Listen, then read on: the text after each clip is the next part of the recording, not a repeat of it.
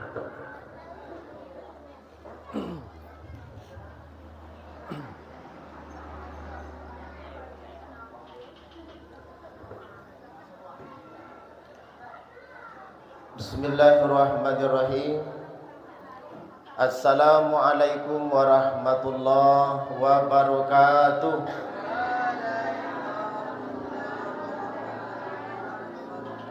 Alhamdulillahirabbil alamin wa bihi nasta'inu ala umuri dunya waddin.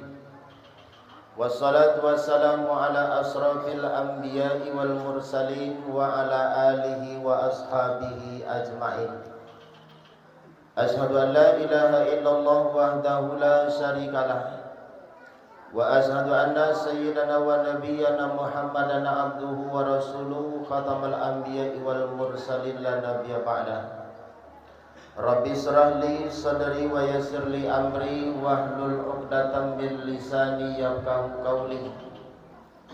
La haula wala quwwata illa billahil aliyyil azim.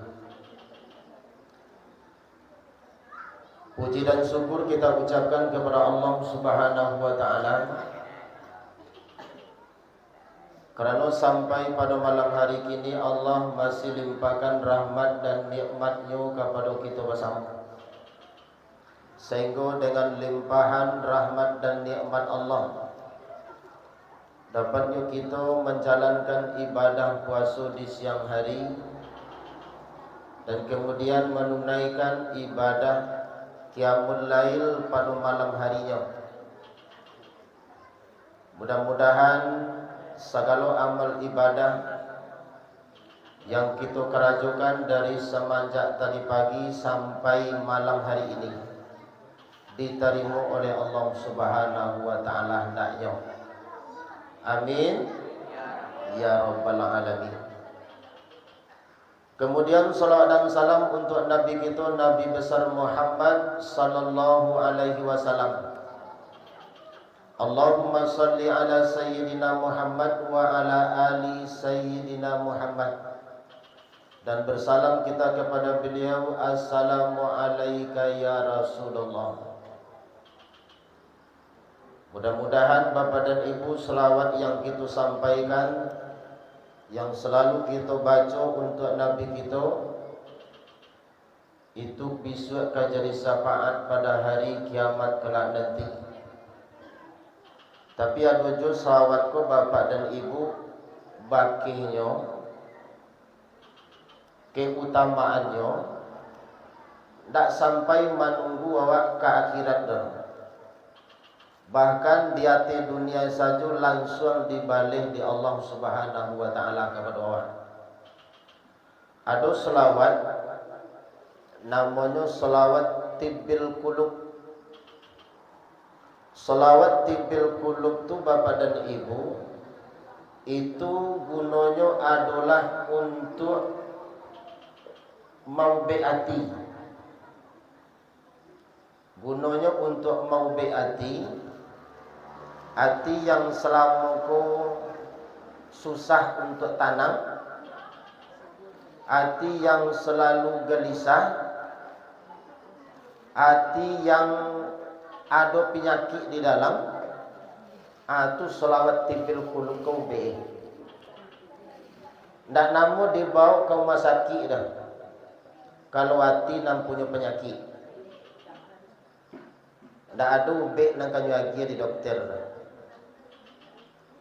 Sakit hati mencari orang tu tak ada ubek itu dah. Tak ada di rumah sakit tu ubek dah. Melainkan selawat kepada Nabi. Namanya selawat tibbil qulub.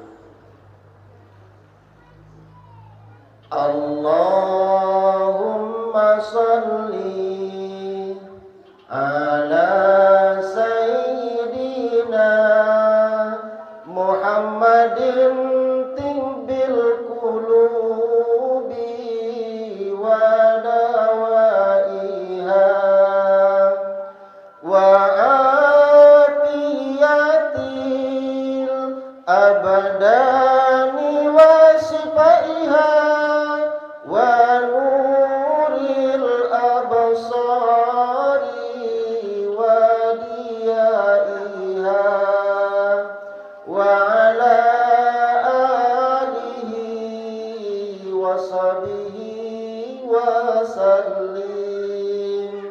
dapat dah mak tak. Apa-apa apa? Menang alih dapat. Anak-anak Ustaz dapat kali. Dapat kan? Anak-anak Ustaz di belakang? Hah? Tak menangkuk sekali dah. Sama-sama kita baca.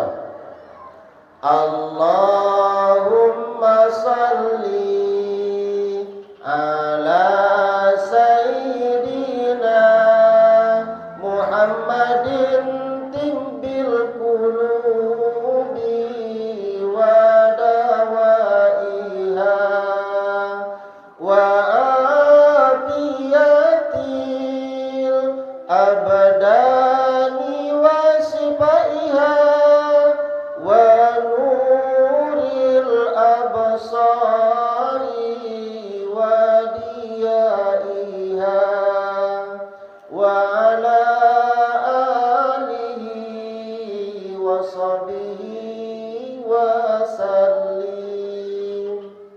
Kalau wa ala alihi wa sahbihi wa sallim dah dapat nak. Itu dapat. Ya di belakang juga. Alhamdulillah jadi go lagi. Jadi beku amak buka HP di rumah. Kan ada HP rumah nak.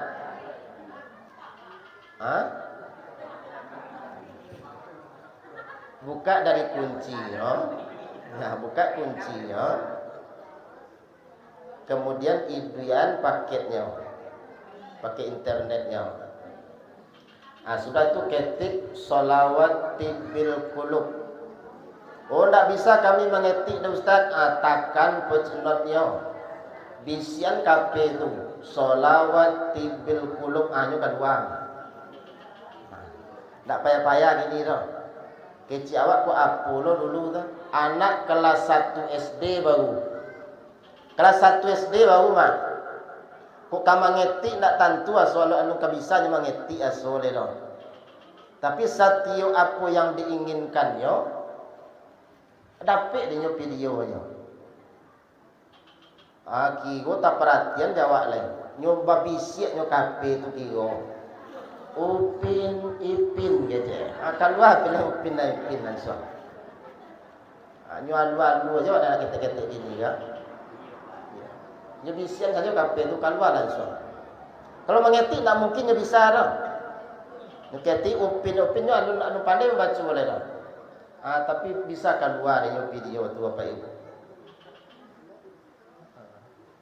Ya kan?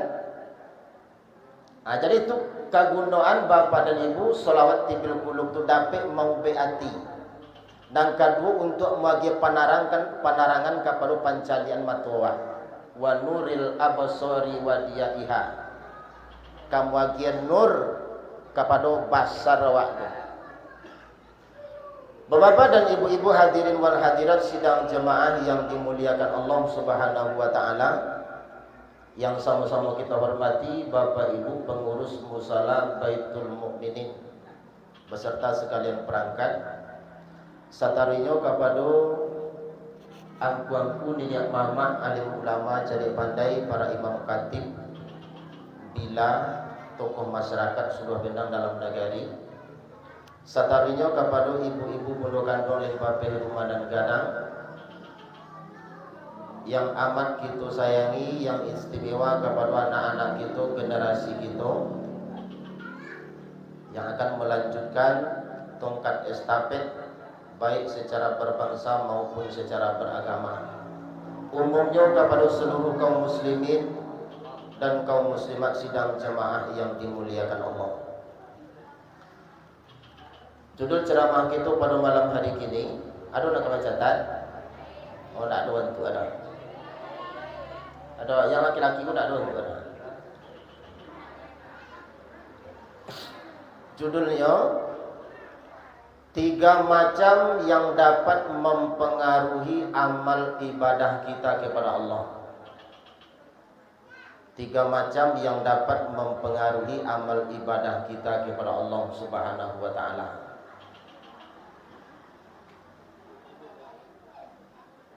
Jadi ada bapak dan ibu 3 macam yang dapat berpengaruh kepada amal ibadah awak.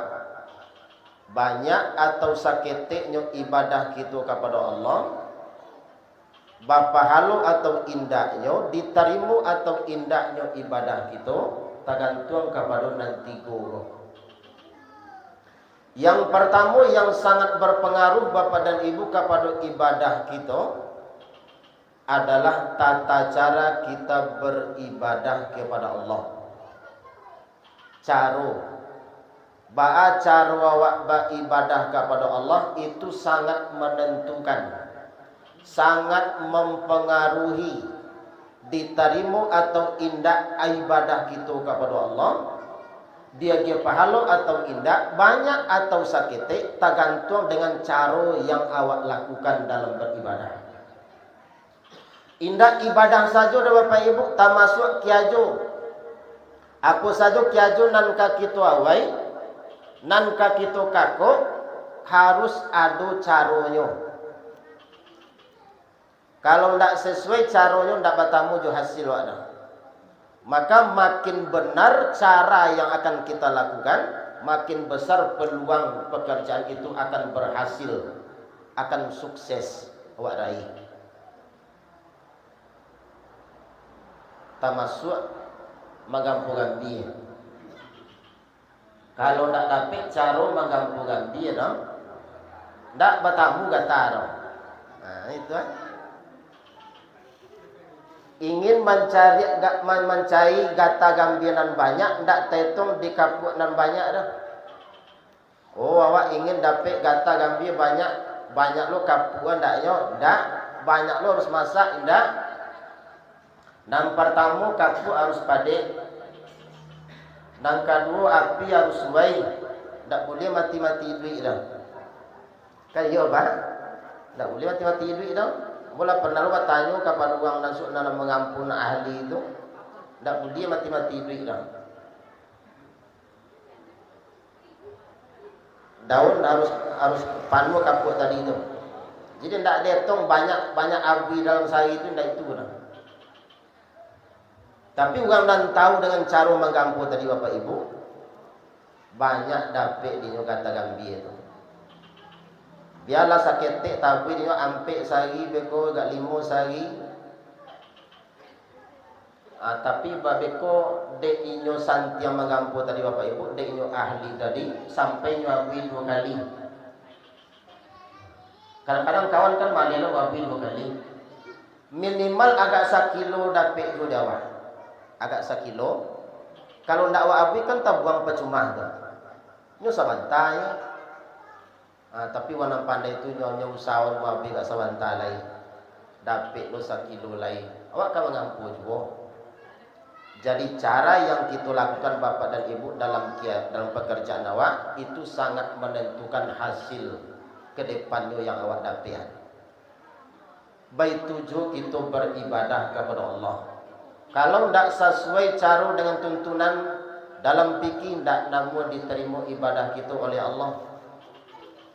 Ibadah sembahyang dan 5 waktu saya samalam yang kita dirikan, sebelum kita sembahyang kita dianjurkan, diwajibkan untuk berwuduk lebih dahulu. Kan iya? Sebelum berwuduk kita diwajibkan untuk bersuci lebih dahulu, istinja. Karena apa? Kunci dari ibadah sembahyang adalah wuduk, kunci daripada wuduk adalah istinja, bersuci. Jadi orang nan tahu dengan tata cara ibadah sembahyang, inyo bersuci lebih dahulu, kemudian inyo berwuduk, sudah itu inyo baru sembahyang. Tapi kawan yang tak tahu dengan tata cara itu Bapak dan Ibu, ini nak jalan itu dia orang, wang sembahyang lah. Wang sembahyang wang kuat lah. Ini kadang-kadang awak laki-laki tu Bapak Ibu ndak apik tantun kadang-kadang malam-malam hari sasak kadang-kadang buang air ketek. Kadang baca hotel aja ke pagar. Baca hotel aja ke belakang rumah. Lah selesai beko mau ngecek Bapak Ibu. Pak simpan masuk dalam ni. Bakuncang-kuncang sakit masuk dalam ni. Ndak namu pak kuncang-kuncang ada pak. Dibasuh pakai air. Kau pak kuncang-kuncang sudah tu bawa sembahyang. Ndakkah diterima ibadah sembahyang awak dong? Ndak diterima dong. Karena syarat sembahyang tu suci anggota tubuh daripada hadas dan najis. Pakaian dan kita bawa laba hadas laba najis. Padahal kita mengharap pahala dan banyak di sisi Allah. Tapi kerajaan pak kok mau dituki aja. Kadang-kadang supir auto terapel. Kecik awak mananya penumpang kok banti beliau. Akiyo indak nyobai ke belakang nyoba suah apa auto. Tembak auto. Sudah tu simpan lah. Anak penumpang pun ndak nyanyi ada. Tu acuk tamu dawat pada itu. Jadi azab dan pertamuan akan kita terima oleh Allah bapa dan ibu di alam kubur itu azab orang yang indah istinja tadi. Orang dari indah namu pasuci tadi. Itu azab dan pertamuan yang akan diterima. Jadi kalau lemod itu cara kita beribadah bapa dan ibu, insya Allah ibadah sembahyang awak diterima oleh Allah Subhanahu wa taala. Ada cara kita beribadah. Baik tujuh berpuasa bapa dan ibu. Ada caranya. Mulai dari terbit fajar sampai tabanam matahari wak tahan dari awi julapa. Orang nan tahu dengan tata cara ibadah puasa, tak sekedar menahan makan jo minum saja itu. Melainkan nyo tahan dirinya daripada baduto, nyo tahan dirinya daripada menggibah, menyabi aib orang. Nyotaan dirinya daripada asung fitnah, maka baru diterima ibadah puasa dapat lipat ganda pahala di sisi Allah Subhanahu wa taala. Maka cara bapa dan ibu, cara kita beribadah sangat menentukan diterima atau indahnya ibadah kita oleh Allah Subhanahu wa taala. Itu yang pertama. Cara kita beribadah kepada Allah. Dan kedua bapa dan ibu yang akan berpengaruh kepada ibadah adalah sarana dan prasarana. Alat yang kita bawa untuk beribadah kepada Allah itu sangat mempengaruhi ibadah kita kepada Allah. Pakaian awak itu perlu kita perhatikan.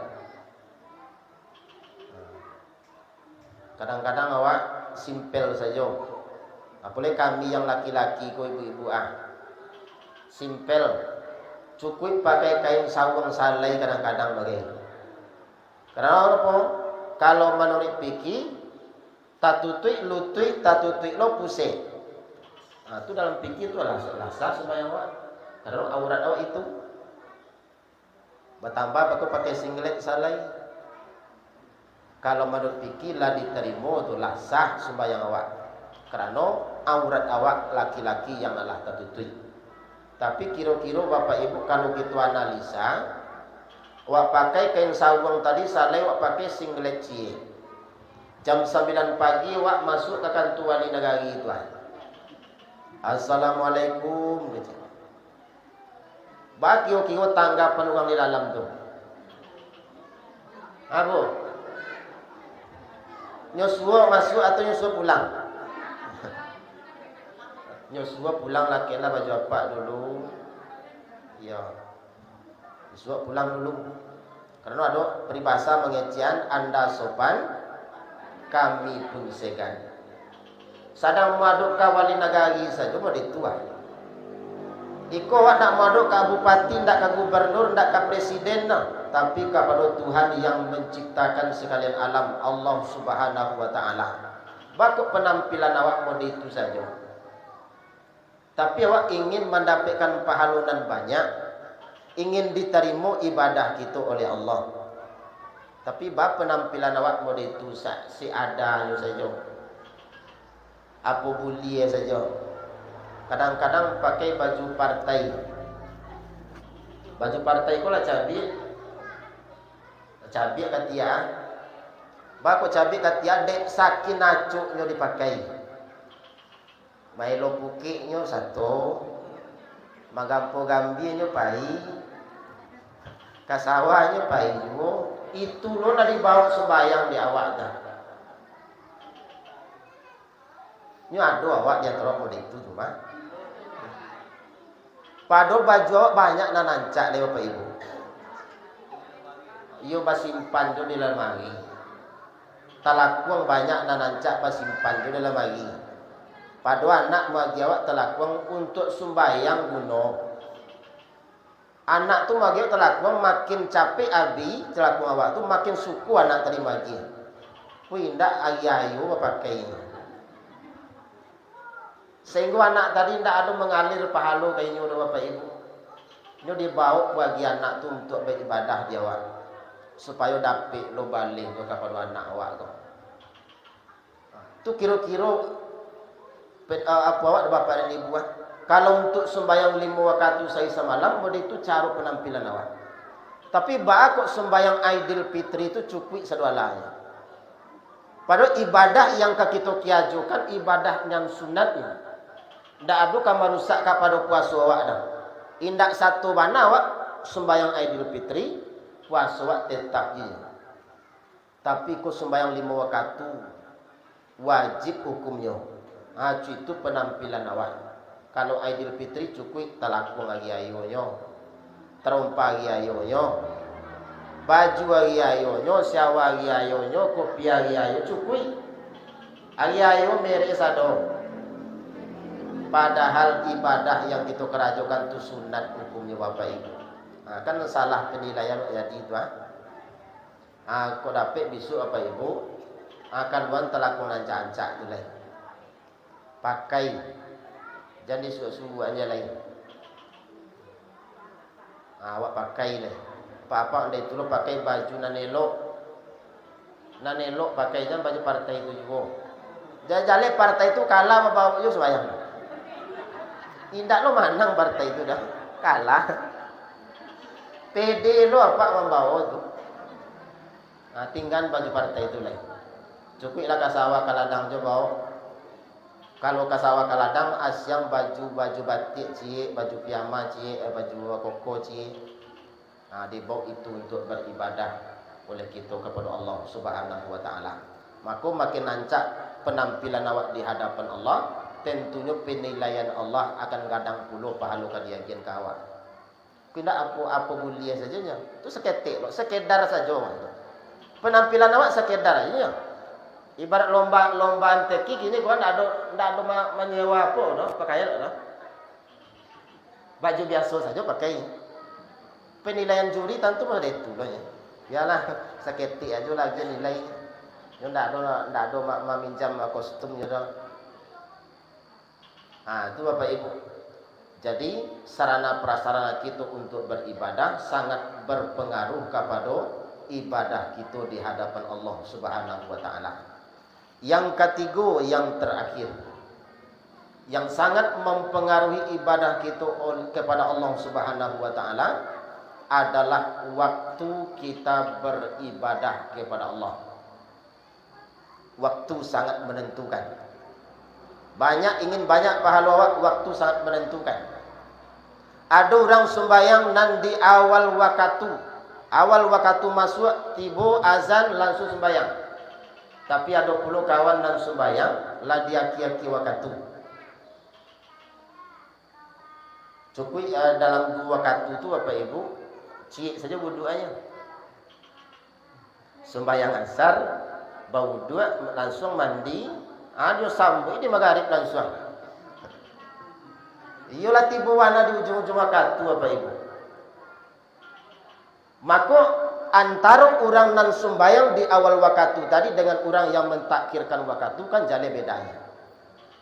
Karena pernah sahabat bertanya kepada Rasulullah, ayul ahabu al-a'mali ilallah, apa amalan yang paling bagus ya Rasulullah? Dijawab oleh Nabi, as-salatu ala waktiha, sembahyang tapi di awal waktunya. Itu ibadah yang paling rancak. Kau ulur-ulur waktunya Bapak Ibu. Artinya kita melalaikan waktu. Itulah yang dikecian dalam surah Al-Maun. Fawailul lil musallin. maka neraka welah bagi orang nan sembayang. Bagi orang nan sembayang mah ado neraka untuk inyo. Fawailul lil musallin, maka neraka welah bagi orang nan sembayang. Nan sembayang tuan ado neraka untuk inyo. Apulai nan tidak satu sama sekali. Tidak ada sembayang perai aja. Puasa perai jo, sembayang perai jo, ada waktu mah. Tidak satu-satu dong. Sedangkan lain sembayang Bapak Ibu ada neraka untuk inyo.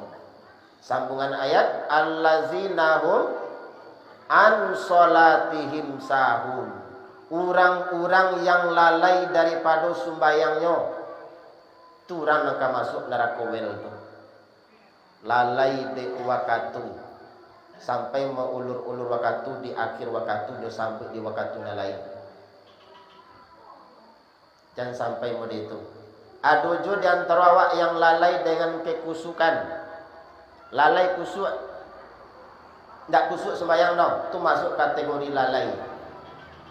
Lai pernah ibu-ibu di siang hari sembahyang zuhur, satu selesai takbiratul ihram baru tiba lo setan ku mambisian kata lingu awak.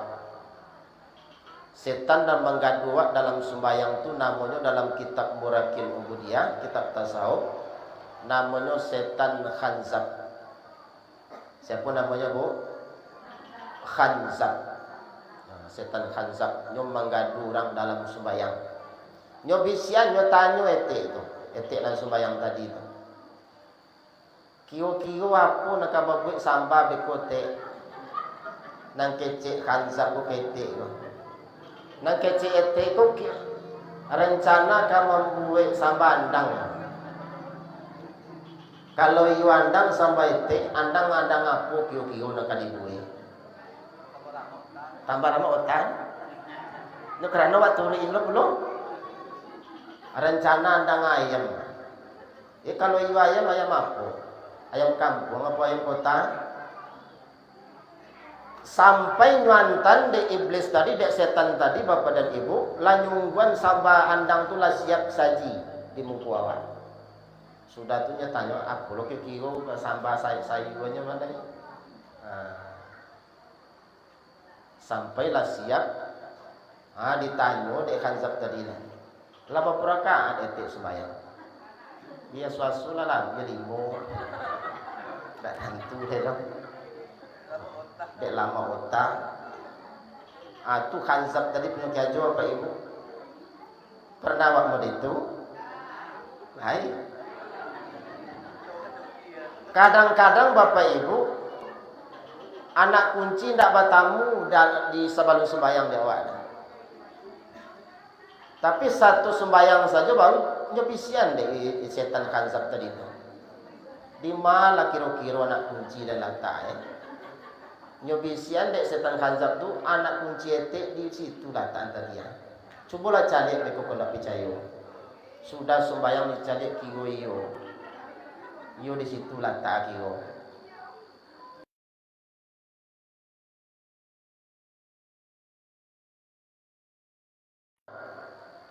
Batamu diawak dengan hal yang mode itu capek, awak kusuk dalam sembahyang tu sempat keluar daripada situ. Sama ibarat awak berjalan di atas pematang sawah. Kalau seandainya tagalici awak ke sawah capek diangkat kaki tu, tidak diancai sawah tu tarik dah. Dikali-kali lah masuk kaki awak sawah lah, tambah manca awak tu nama tu dah. Capek elon kaki awak tu ke kaki pematang balik, jalanlah kaki pematang tu balik. Awak kusuk sembahyang tu sama pada itu. Jangko-jangko lah tiba penganak keluar capek balian. Minimal kusuk awak tu bapak dan ibu kusuk dengan kiraat apa yang awak baca. Tu minimal. Wak bisian. Wak baca apa buah sembahyang itu nak baca. Ndak patuhin lo cerita tadi itu dah. Tu indak. Lah tanya jawab lah banyak lo tanya jawab awak. Itu sama istilahnya manca sawah kan. Jadi kaki lah terpeleset cik, wancawana sawah tu. Namun itu dah. Capek dia nungkat dia waktu kate. Pelajarannya apa yang dapat jawab Bapak Ibu?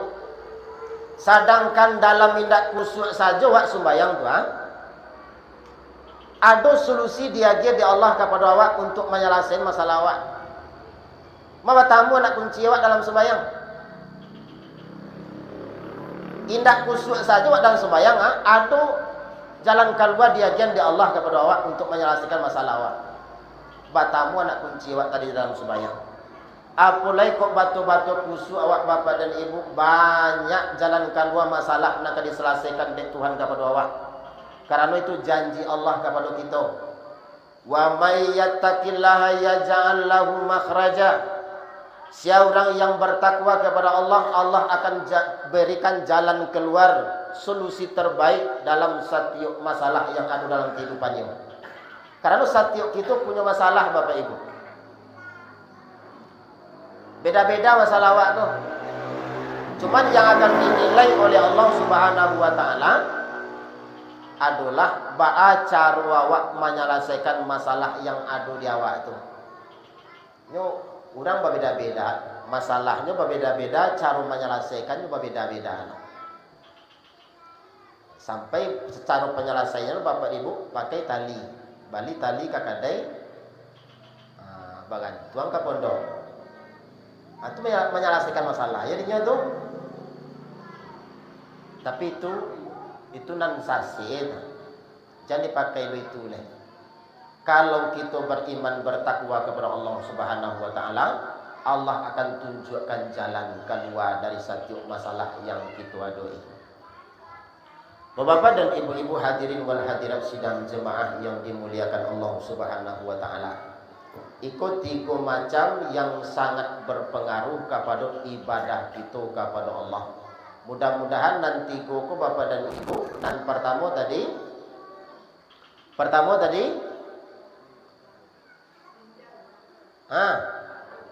pertama tata cara beribadah kepada Allah. Dan kedua sarana prasarana beribadah kepada Allah. Dan ketiga waktu beribadah sangat menentukan.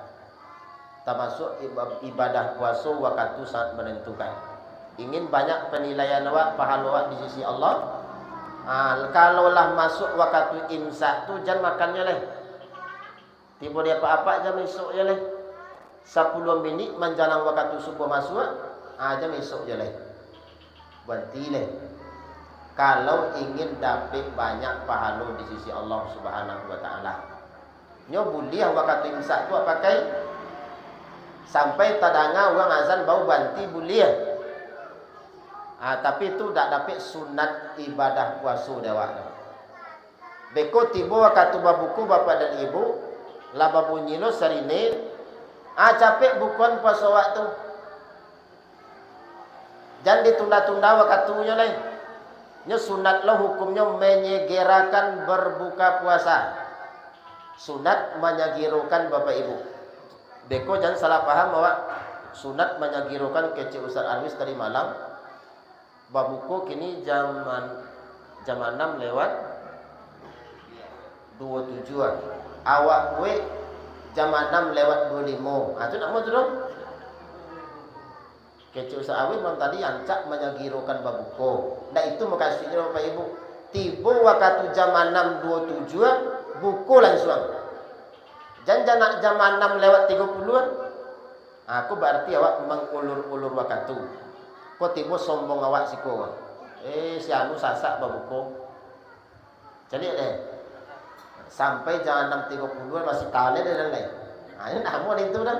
Tiba waktunya aturannya Bapak Ibu apa buku lain. Kalau sedang mandi awak absaun, ambil air minum. Bukan capek ibadah puasa waktu.